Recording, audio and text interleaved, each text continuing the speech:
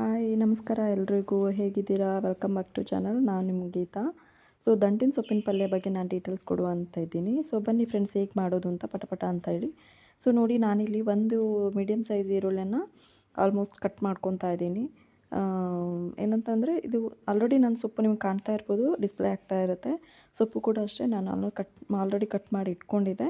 ಇದನ್ನೊಂದು 3 to 4 ಟೈಮ್ಸನ್ನು ಕ್ಲೀನಾಗಿ wash ಮಾಡಿ ಇಟ್ಕೊಂಡಿದ್ದೆ. ಮೆಣಸಿನ್ಕಾಯಿ ಅಷ್ಟೇ ಫ್ರೆಂಡ್ಸ್, ನಿಮ್ಗೆ ಇಷ್ಟ ಆಯಿತು ಅಂತಂದರೆ ಒಣಮೆಣ್ಸಿನ್ಕಾಯಿನ ಕೂಡ ತೊಗೊಳ್ಬೋದು ಅಥವಾ ಹಸಿಮೆಣ್ಸಿನ್ಕಾಯಿ ಯಾವುದಾದ್ರೂ ಯೂಸ್ ಮಾಡ್ಬೋದು. ನಿಮಗೆ ಅವಶ್ಯಕತೆ ಇರುವಂಗೆ ಯಾವ ಥರ ಬೇಕು ಆ ಥರ. ನಂತರ ನಾನು ಇಲ್ಲಿ ಬಂದುಬಿಟ್ಟು ಜಸ್ಟ್ ಒಂದು ಮೆಣ್ಸಿನ್ಕಾಯಿ ತಗೋತೀನಿ. ಕಾರಣ ನೀವು ಹೇಳ್ಬೋದು ಅಷ್ಟೊಂದು ಸೊಪ್ಪಿದೆ ಒಂದು ಮೆಣ್ಸಿನ್ಕಾಯಿ ತೊಗೊಂಡಿದ್ದೀರಾ ಅಂತ. ಬಟ್ ನಾನಿಲ್ಲಿ ಮಕ್ಕಳಿಗೋಸ್ಕರ ಪಲ್ಯ ಜಾಸ್ತಿ ಮಾಡ್ತೀನಿ, ಅವ್ರು ಖಾರ ತಿನ್ನೋದಿಲ್ಲ ಅನ್ನೋದಕ್ಕೆ ಜಸ್ಟ್ ಒಂದು ಮೆಣ್ಸಿನ್ಕಾಯಿ ಕೂಡ ತೊಗೊಂಡಿದ್ದೀನಿ. ಫ್ರೆಂಡ್ಸ್ ಇಲ್ಲಿ ನೋಡಿ ನಾನೊಂದು ಪಾತ್ರೆನ ಸ್ಟವ್ ಮೇಲೆ ಇಟ್ಕೊಂಡಿದ್ದೀನಿ. ಪಾತ್ರೆ ಬಿಸಿ ಆದ ನಂತರ ಅದಕ್ಕೆ ನಾನು ಒಂದು ಶುದ್ಧ ಕೊಬ್ಬರಿ ಎಣ್ಣೆ, ನಿಮಗೆ ಗೊತ್ತಿರುತ್ತೆ ತೆಂಗಿನ ಎಣ್ಣೆ, ಒಂದು 3 to 4 ಸ್ಪೂನಷ್ಟು ನಾನು ಇದಕ್ಕೆ ಎಣ್ಣೆನ ಸೇರಿಸ್ಕೊಳ್ತಾ ಇದ್ದೀನಿ ಫ್ರೆಂಡ್ಸ್. ನೋಡಿ ಕೊಬ್ಬರಿ ಎಣ್ಣೆನ ಸೇರಿಸ್ಕೊಳ್ತಾ ಇದ್ದೀನಿ. ಇದಕ್ಕೆ 1 ಟೀ ಸ್ಪೂನಷ್ಟು ಸಾಸಿವೆ ಕೂಡ ಯೂಸ್ ಮಾಡ್ಕೊಳ್ತಾ ಇದ್ದೀನಿ. ನೋಡಿ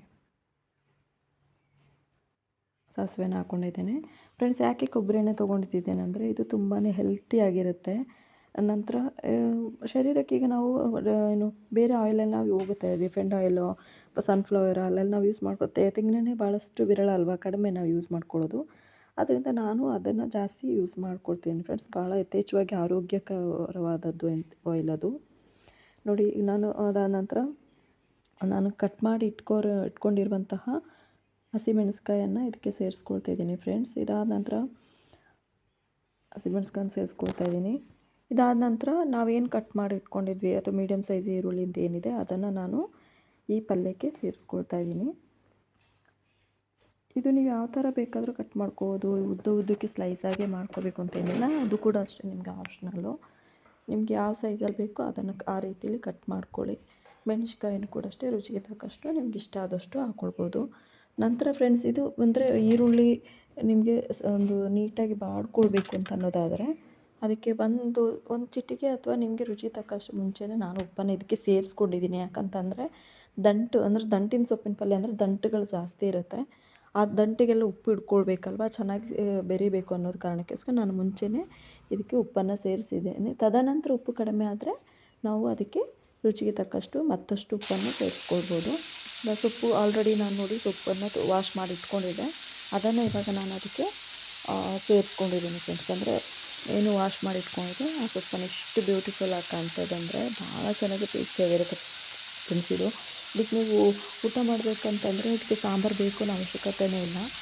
ಖಾರ ಮತ್ತು ಉಪ್ಪು ಖಾರ ಎಲ್ಲ ಚೆನ್ನಾಗಿ ಅಡ್ಜಸ್ಟ್ ಆಗಿದ್ದರೆ ಬರೀ ರೈಸ್ಗೆ ಕೂಡ ನೀವು ಇದನ್ನು ತಿನ್ಬೋದು. ಮತ್ತು ಮಕ್ಕಳಿಗೆ ಭಾಳಷ್ಟು ಇಷ್ಟಪಡ್ತಾರೆ ಇದನ್ನು ಕೊಟ್ಟರೆ.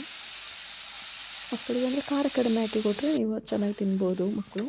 ನೋಡಿ ನಾನು ಇದನ್ನು ಚೆನ್ನಾಗಿ ಇವಾಗ ಮಿಕ್ಸ್ ಮಾಡ್ಕೊತಾ ಇದ್ದೀನಿ ಫ್ರೆಂಡ್ಸ್. ಅಂದರೆ ಈಗ ತಳಭಾಗದಲ್ಲಿ ಈರುಳ್ಳಿ ನಾವು ಏನು ಇಂಗ್ರೀಡಿಯೆಂಟ್ಸ್ ಹಾಕಿದ್ವಿ ಅದು ತಳಭಾಗದಲ್ಲಿ ಇರುತ್ತಲ್ವ, ಅದೆಲ್ಲ ಸ್ವಲ್ಪ ಮಿಕ್ಸ್ ಆಗಲಿ ಮತ್ತು ಉಪ್ಪು ಕೂಡ ಮಿಕ್ಸ್ ಆಗ್ಬೋದು. ನಿಮಗೆ ಅವಶ್ಯಕತೆ ಇತ್ತು ಅಂದರೆ ನೀವು ಇದಕ್ಕೆ ಅರಿಶಿಣವನ್ನು ಕೂಡ ಸೇರಿಸ್ಕೊಳ್ಬೋದು. ನಾನು ಇಲ್ಲಿ ಸೇರಿಸಿಲ್ಲ, ಅದು ಆಪ್ಷನಲ್ ಕೂಡ ಇದೆ. ಸೇರಿಸಿದ್ರು ಓಕೆ, ಸೇರಿಸಿದ್ರು ಓಕೆ, ಎರಡೂ ಆಪ್ಷನ್ ಆಗುತ್ತೆ. ಒಂದು 10 ನಿಮಿಷ ಅದನ್ನು ನಾನು ಬೇಯೋಕ್ಕಿಟ್ಟೆ. ನೋಡಿ ಒಂದು ಸ್ವಲ್ಪ ನೀರಿನ ಅಂಶ ಇದೆ ಅದರಲ್ಲಿ. ಇದಕ್ಕೆ ನೀರು ಹಾಕುವಂಥ ಅವಶ್ಯಕತೆ ಇರೋದಿಲ್ಲ. ಬರೀ ಸೊಪ್ಪು ಹಾಕ್ಬಿಟ್ಟು ನೀವು ಆ ಥರ ಮೀಡಿಯಮ್ ಫ್ಲೇಮ್ನಲ್ಲಿ ಬೇಯಿಸ್ಕೊಂಡ್ರೆ ಆಯಿತು. ಒಂದು 10 ನಿಮಿಷ ಆದ ನಂತರ ನೋಡಿ ಫುಲ್ ಕಂಪ್ಲೀಟ್ ಡ್ರೈ ಆಗಿದೆ, ಏನೂ ನೀರಿನಂಶ ಇರೋದಿಲ್ಲ. ಬಹಳಷ್ಟು ಟೇಸ್ಟಿಯಾಗಿರುತ್ತೆ ಫ್ರೆಂಡ್ಸ್. ಊಟಕ್ಕಂತೂ ಆಹಾ ಅನಿಸುತ್ತೆ ತಿನ್ಬೇಕಾದ್ರೆ. ನೋಡಿ ನೀವು ಕೂಡ ಈ ಥರ ಟ್ರೈ ಮಾಡಿ ಟೇಸ್ಟ್ ನೋಡಿ ಯಾವ ಥರ ಇದೆ ಅಂತ ಹೇಳಿ ನನಗೆ ಲೈಕ್ ಮಾಡಿ, ಕಮೆಂಟ್ ಮಾಡಿ ಮತ್ತು ಶೇರ್ ಮಾಡಿ, ಜೊತೆಗೆ ನನಗೆ ಸಪೋರ್ಟ್ ಮಾಡಿ. ಮತ್ತಷ್ಟು ಹೊಸ ರೆಸಿಪಿಯೊಂದಿಗೆ ನಾನು ನಿಮ್ಮನ್ನು ಭೇಟಿ ಮಾಡ್ಕೊಳ್ತೀನಿ ಫ್ರೆಂಡ್ಸ್. ಯಾಕಂತಂದರೆ ನಂದಿದು ಹೊಸ ಚಾನಲು, ಹಾಗಾಗಿ ನಾನು ಮಾತಾಡಿರೋಂಥ ಅಥವಾ ನಾನು ಹೇಳ್ತಿರೋ ವಿಷಯಗಳಲ್ಲಿ ಏನಾದರೂ ತಪ್ಪಿದರೆ ದಯವಿಟ್ಟು ಕ್ಷಮೆ ಇರಲಿ. ನಾನು ಫೈನಲಿ ನೋಡಿ ಈ ರೈಸ್ ಬಂದುಬಿಟ್ಟು ನಾವು ಕುಕ್ಕರ್ನಲ್ಲಿ ಮಾಡಿರುವಂಥದ್ದು, ಬಸಿಯುವಂಥದ್ದು, ನೀರನ್ನು ಹೊರ ತೆಗೆಯುವಂಥದ್ದು ಅನ್ನ ಮಾಡಿರುವಂಥದ್ದು ನನ್ನದು. ಮುಂದಿನ ರೆಸಿಪಿಯಲ್ಲಿ ನಾನು ನಿಮಗೆ ಕುಕ್ಕರ್ನಲ್ಲಿ ಅನ್ನ ಬಸಿಯೋ ರೆಸಿಪಿಯನ್ನು ನಾನು ತಿಳಿಸ್ಕೊಡ್ತೀನಿ. ಅನ್ನವನ್ನು ಬಸಿಯುವಂಥದ್ದು ಯಾವ ಥರ ಅಂತ ನಿಮಗೆ ತೋರಿಸ್ಕೊಡ್ತೀನಿ. ಅಲ್ಲಿವರೆಗೂ ನನಗೆ ಸಪೋರ್ಟ್ ಮಾಡಿ. Thank you so much. Share ಮಾಡಿ.